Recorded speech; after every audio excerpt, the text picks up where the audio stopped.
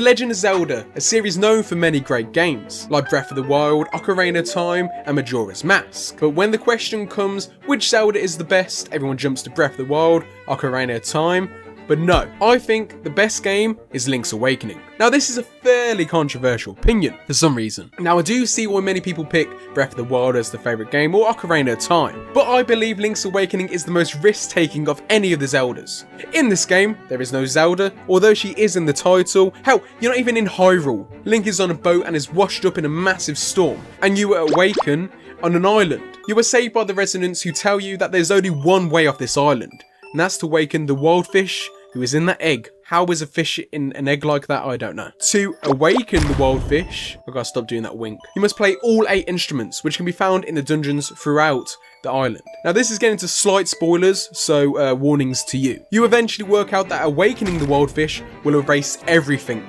All the people you've met, all the animals you've seen, everything will be gone. Because this is all a dream of the wild fish. Now this game doesn't make Link the hero who saves everyone. No, Link is the one in need of help from the residents, who don't realise by helping him, they are causing their own fate. This, in a weird, unexpected way, makes Link the villain. This realisation is one key reason why Link's Awakening is the best Zelda. Link isn't the hero. He's an unfortunate soul who is in an unfortunate situation, who has to rely on others to help him, and is faced with a decision to save himself, save all the people he's come to love. But the choice isn't really yours, unless you just turn off your Switch and never play it again. To properly finish the game, you have to awaken the wild fish. This conflict of morals is why it's such a good game. It's dark, yet thoughtful. Coming on from that, Link's Awakening has some of the best character building there is in Zelda. Never before did any character have such personality. Characters like Marin, who saves you when you wash up on shore. She is this game's sort of Zelda, but different. Marin has her own ambitions, to leave the island and spread her vocals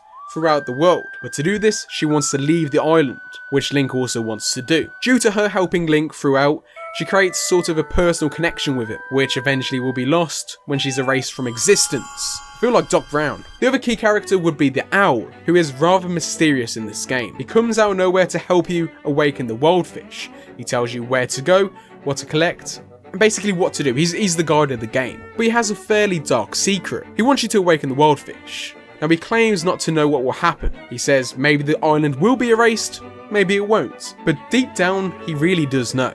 He knows it will be erased, but he won't tell you that, because you might not do it. Of course, all these great character designs are done to make you feel guilty. Now moving on, the game has a great main theme that will get stuck in your head for hours on end. This song alone encapsulates adventure, and although it is used a lot throughout the game, I never get bored of it. I actually look forward to hearing it. The game world also has a very clever design, such as a slingshot, magical powder, and we're not talking about that stuff, but all of these help you throughout your journey. Never do you go back to an old area feeling bored and repetitive. There's always something new in each area that you couldn't reach before. Now the best part of this game, hands down, would be the dungeons.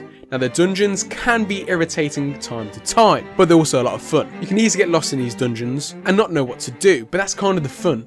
A dungeon isn't supposed to be easy to work your way through. Many times I've had to use a guide, but it's the feeling of exploration. But the best bit is when it comes to the end of each dungeon. You get a big boss.